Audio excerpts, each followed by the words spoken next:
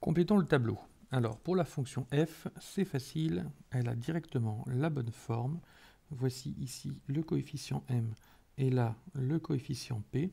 Alors, précisons tout de même que dans la forme qui est donnée dans le cours, c'est-à-dire f de x égale mx plus p, ici on n'a pas tout à fait mx plus p, mais mx moins p, ce qui revient rigoureusement au même, parce que f de x peut être écrite, tout au moins l'expression peut être réécrite sous la forme moins 2x plus moins 1, dans la mesure où soustraire, c'est ajouter l'opposé. Par suite, le coefficient directeur sera juste moins 2, et l'ordonnée à l'origine, moins 1. Ensuite, pour trouver deux points de la représentation graphique, eh bien, on va commencer par le plus simple, c'est-à-dire utiliser l'ordonnée à l'origine. Quand x vaut 0, ça nous donne forcément y qui vaut l'ordonnée à l'origine, c'est-à-dire moins 1. Par suite, je n'écrirai plus à l'avenir, le point d'abscisse 0 et d'ordonnée moins 1 appartient à la droite. Il nous suffit ensuite de trouver un deuxième point, peu importe lequel, on peut le calculer comme on souhaite. On peut prendre par exemple x égale 1, ce qui va nous donner, quand on remplace x par 1, moins 2 fois 1 ça fait moins 2, moins 2 moins 1 ça fait moins 3, on obtient y égale moins 3, et donc le point d'abscisse 1 et d'ordonnée moins 3 appartient à la droite. Pour la fonction g, 3 moins x, elle n'est pas non plus écrite exactement comme le modèle nous l'indique. Alors, on va redresser un petit peu tout ça en mettant les x d'abord. Donc ça fait moins x plus 3. Et le moins x, on peut aussi l'écrire sous la forme moins 1 fois x plus 3. Par suite, le coefficient m, c'est le nombre qui multiplie x, c'est-à-dire ici le moins 1. Le coefficient p, j'aurais dû le mettre en orange tout à l'heure pour bien le différencier. Hop, voilà, c'est un peu moche, mais c'est pas bien grave. Hop. Donc, le coefficient m, disais-je, c'est moins 1, et le coefficient p, c'est 3. Alors, pour le premier point de la représentation graphique, comme pour tout à l'heure, quand x vaut 0, eh bien, on a l'abscisse, quand l'abscisse vaut 0, l'ordonnée vaut l'ordonnée à l'origine, c'est-à-dire ici 3. Et ensuite, il nous faut trouver une autre valeur. Alors, on peut prendre n'importe quelle valeur de x. Je peux prendre par exemple x qui vaut 1, 3 moins 1 ça fait 2. Là, je vais choisir de prendre x qui vaut 3 pour changer un petit peu, et puis parce que ça va me donner une valeur de y bien plus simple. Quand x vaut 3, 3 moins 3 ça fait 0. Donc ici, on aura l'ordonnée 0 pour l'abscisse 3. Voilà.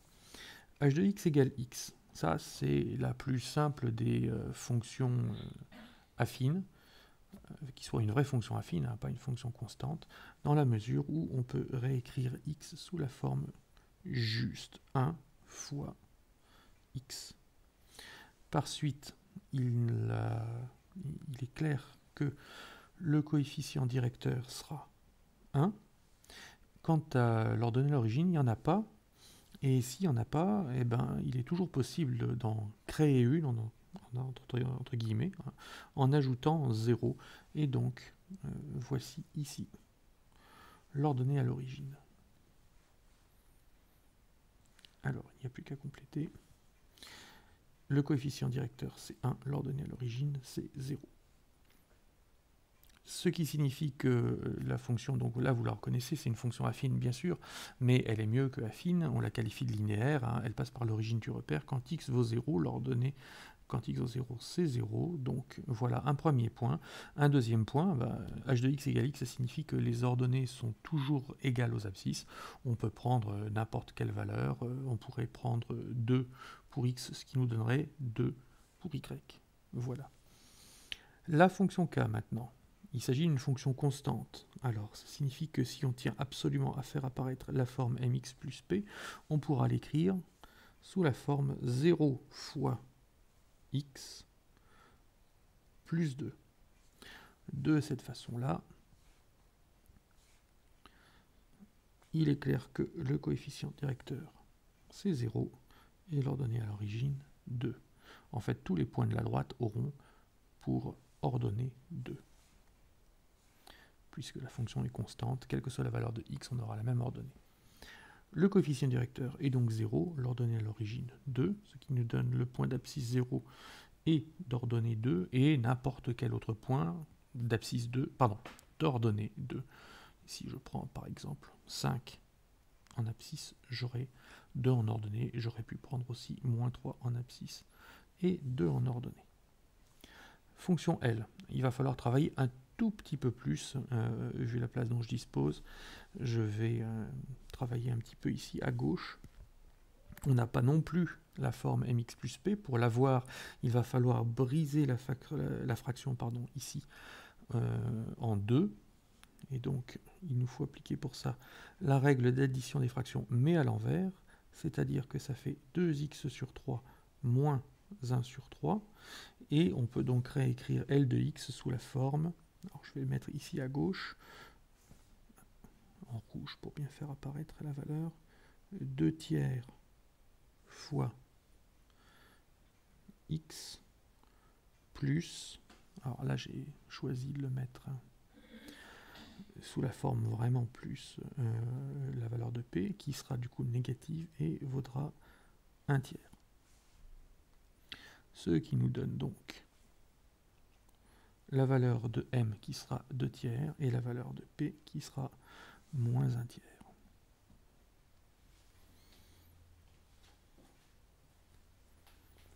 Raté. 2 tiers pour le coefficient directeur, moins 1 tiers pour l'ordonnée à l'origine. Ça nous donne donc 0 moins 1 tiers comme étant un point qu'on trouve automatiquement et sans calcul sur la droite, sur la représentation graphique de la fonction affine. Pour en trouver un deuxième, il va falloir travailler un petit peu plus, surtout si on veut en trouver un facile. Parce que évidemment, on pourrait prendre la valeur 1 pour x, 2 fois 1, 2, 2 moins 1, ça fait 1, et donc on obtiendrait, si je prends 1 pour x, j'obtiendrai 1 tiers pour l'ordonnée. Ça fonctionne, effectivement. Alors, est-ce que c'est très pratique à placer? Pas forcément. Si on veut pouvoir placer facilement les points et tracer facilement la droite, il faudra s'efforcer de trouver des points qui seront bien sur le quadrillage, c'est-à-dire des points qui vont nous conduire à avoir des simplifications intéressantes dans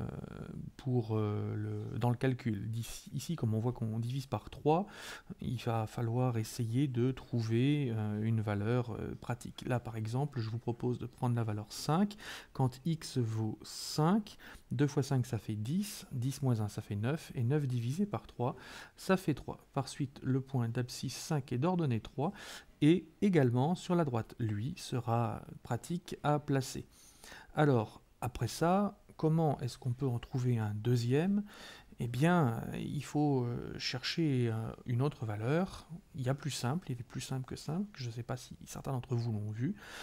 Si je prends x qui fait 2, 2 fois 2 ça fait 4, 4 moins 1 ça fait 3, et 3 divisé par 3 ça fait 1. Autrement dit, la fonction L a une représentation graphique, donc une droite qui passera par les points d'abscisse 2 est d'ordonnée 1, et l'autre point d'abscisse 5 est d'ordonnée 3. Voilà, c'est un exercice un peu plus technique.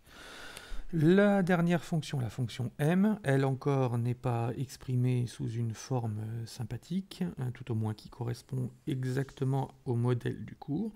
On va commencer par faire une distributivité simple, donc ça va nous faire 1 quart fois 2 moins 1 quart fois x.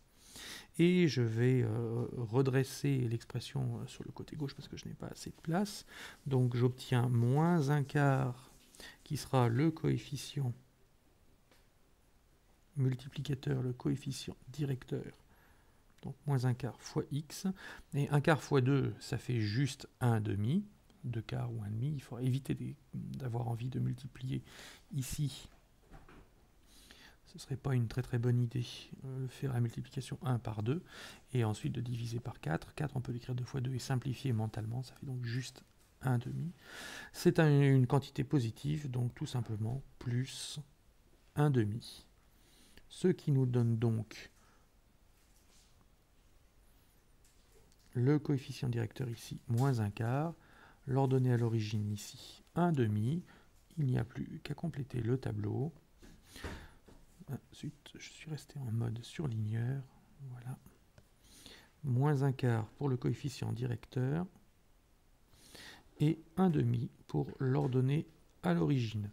Donc on trouve mécaniquement le point d'abscisse 0 et d'ordonnée 1,5 qui sera donc forcément sur la droite. Et ensuite, eh bien, on peut prendre n'importe quelle autre valeur de x.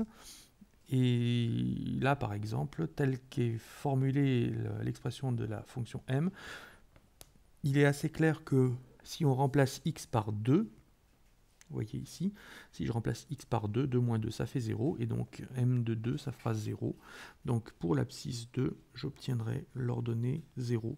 Ça nous donne un point assez pratique à placer. Le point d'abscisse 0 est d'ordonnée 1,5, et bien ma foi, on verra si sur le graphique, s'il est facile à placer.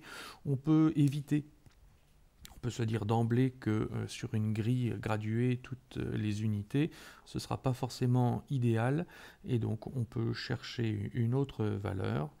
Et par exemple, au hasard, si je prends x qui vaut 6, 2 moins 6, ça fera moins 4, moins 4 divisé par 4, ça fera moins 1. Donc pour x qui vaut 6, j'aurai l'ordonnée moins 1. Voilà, je pourrais en trouver d'autres. Fin de la première partie de cet exercice.